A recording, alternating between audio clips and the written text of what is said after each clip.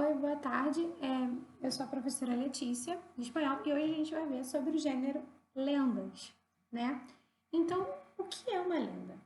A lenda é uma narração, né, de vários, que vai transmitir, né, conhecimentos fantásticos, tá?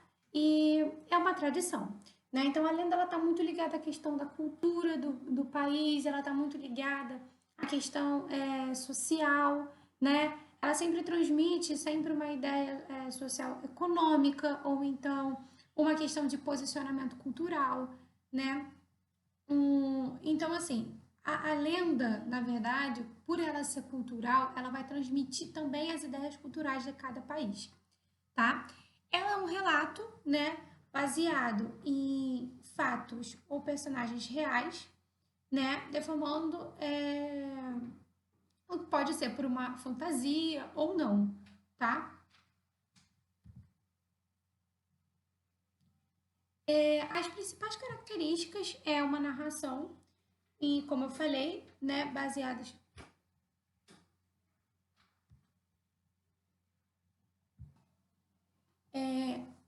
personagens ou fatos históricos, né, que vêm tradições. Lembrando que essas tradições, elas normalmente são orais. Por ser orais, ela tem uma constante mudança. Então você pode escutar falar de um modo da lenda de um jeito, do modo de outro, tá? Por ser oral. Então quando a gente tem oral, a mudança é muito maior nesses textos, tá? E como está dizendo, né, são tradições antigas que vai passando de geração em geração, tá? Como eu disse, elas vão mudando a largo do tempo, né? Porque vai tendo essas modificações, ou vai adicionando novas coisas, novos pensamentos daquela cultura, né? Porque como a gente sabe, a cultura ela também não é algo que é estático, ela é dinâmico. Por a cultura ser dinâmica, né? Como essas lendas elas provêm, né, de ideias culturais, de posicionamentos, né, desses pensamentos, a gente traz aí essa mudança constante, tá? Ela vai ter uma característica muito importante, que é você pegar um pouco da ficção e um pouco de textos reais. Então, elas vão juntar os dois. Então, ela vai ter um pouco da ficção e um pouco de textos reais, tá? Mesmo que essas histórias elas sejam próximas dessa verdade, tá?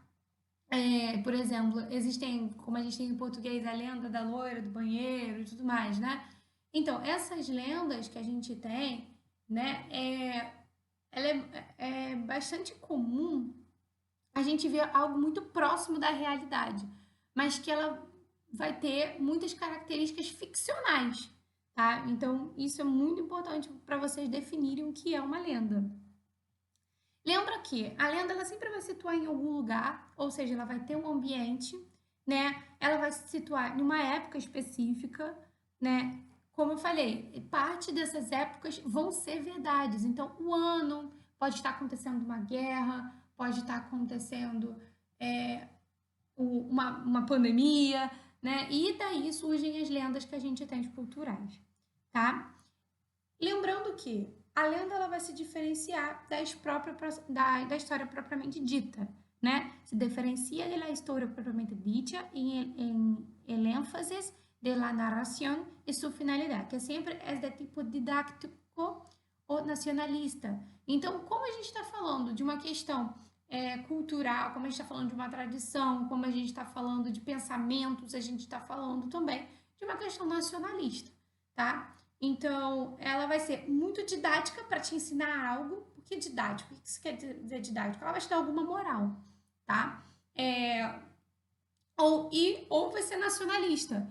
Como assim nacionalista? Vai estar vibrando a favor do seu país, tá? Então, ela vai ter essas duas características. Para que a lenda é feita? Ela é feita para quê? Para controlar muitas vezes essa população, os pensamentos dessa população, né? Porque quando você faz uma lenda em que dá um certo medo na pessoa, uma certa moral, ela faz com que a pessoa reflita sobre aquele pensamento.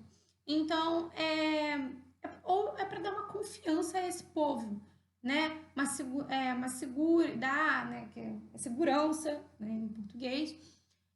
Como eu falei, com uma situação nova e perigosa, né?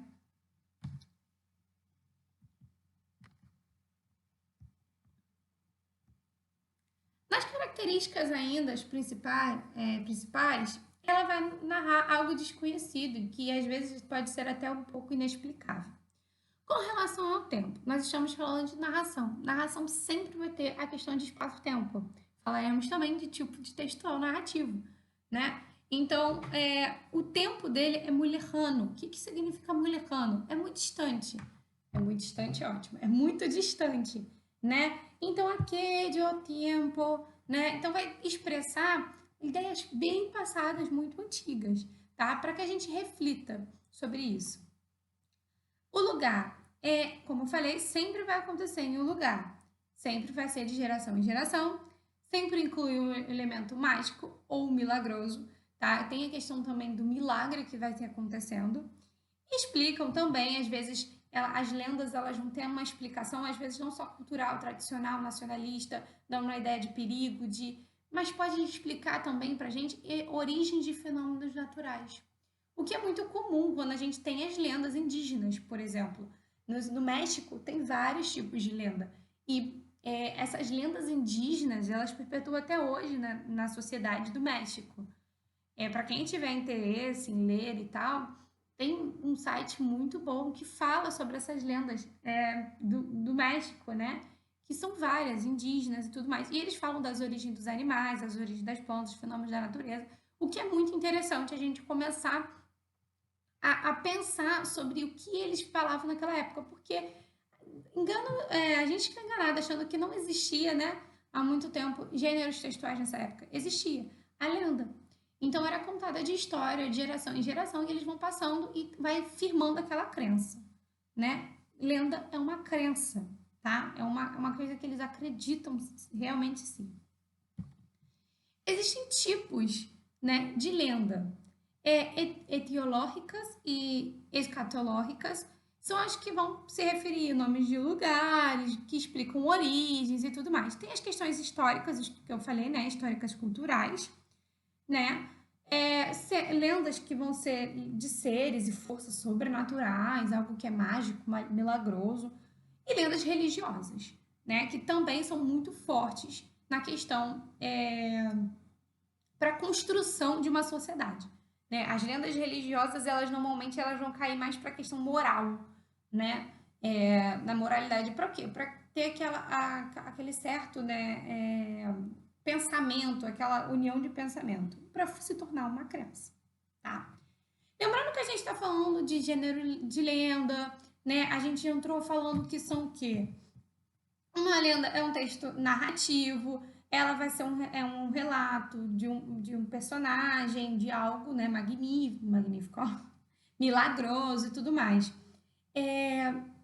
Então, para a gente relatar algo, para quando a gente vai relatar alguma coisa, a gente usa verbos no passado, né? Então, os verbos no passado, assim como no português, nós temos vários tipos de verbo no passado.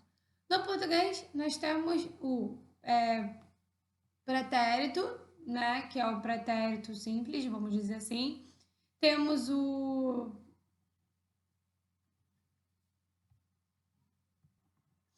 temos o pretérito perfeito, né, que vai indicar um fato. Temos o pretérito imperfeito, que é um passado habitual, e temos o pretérito chamado de pretérito mais que perfeito, que muita gente diz que a gente não usa, nós utilizamos, mas isso é para a área de português. Então, verbos em passado, que é o pretérito indefinido, ou pode ser conhecido como pretérito perfeito simple, também pode ser conhecido assim, expressa ações passadas separadas de tempo, por qualquer período de tempo. O pretérito, o verbo em passado indefinido, né? Ele é um passado muito próximo da gente, muito cercano. Então, ele é algo que realmente a gente vai utilizar o tempo todo nas histórias para relatar uma lenda, né? A gente vai usar esse pretérito indefinido o tempo todo, tá? Para relatar qualquer coisa a gente usa pretérito, né? Por exemplo, escrevi uma carta à minha irmã. Esse escrevi quer dizer o quê? Algo que eu cometi no passado, tá? Então, mas no espanhol, eles vão falar que pode ser por qualquer período de tempo. Sendo que muitas vezes na fala, na oralidade, a gente vai perceber que é normalmente para tempo mais cercano, tá? O pretérito imperfecto expressa principalmente ações habituais de passado. Por exemplo, algo que é habitual você fazer. Eu jogava bola, né, na rua, na calle. Então, se eu falo que eu jogava bola na rua, né, é algo que eu costumava fazer no meu passado. Era algo habitual para mim. Então, eu trouxe como exemplo. Quando era niña, me encantava que leeram cuentos.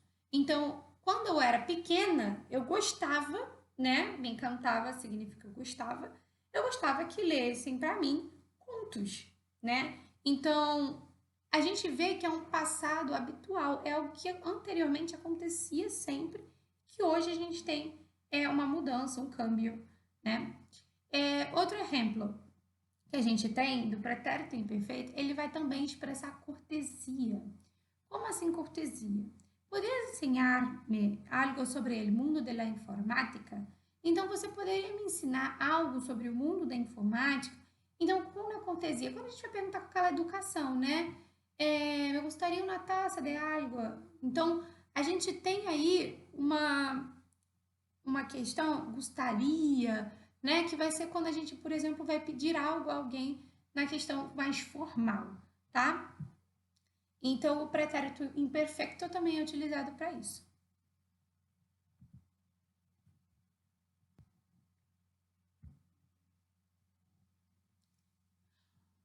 Então, para a gente trazer, né, um exemplo sobre o verbo no passado, do pretérito indefinido, eu trouxe o verbo buscar.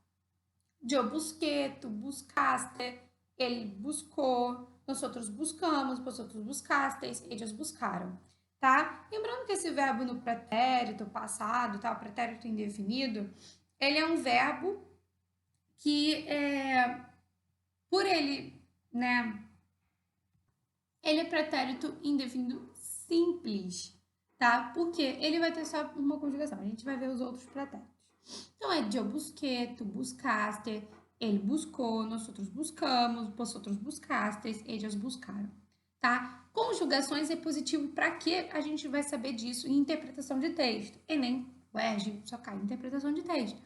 Sim, é importante para você saber quem é que está falando. Em um texto narrativo, normalmente quando a gente tem no caso da lenda, a gente tem que saber quem é que está falando. Se é uma terceira pessoa, se é a pessoa que está contando a sua própria história.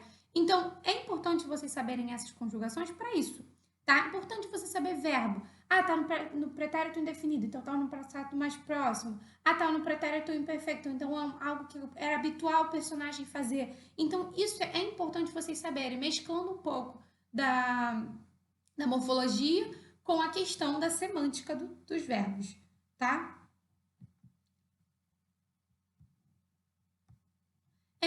Verbos em passado, pretérito perfeito, né? É o chamado expressa ações passadas separadas del presente por qualquer período de tempo. Has estado, tá? Em las primeras posições desde o princípio da competição. O pretérito perfeito, ele vai colocar sempre esse verbo haber, né? Em uma conjugação de quem está falando, de quem ele está se dirigindo, tá? Para, como se diz, com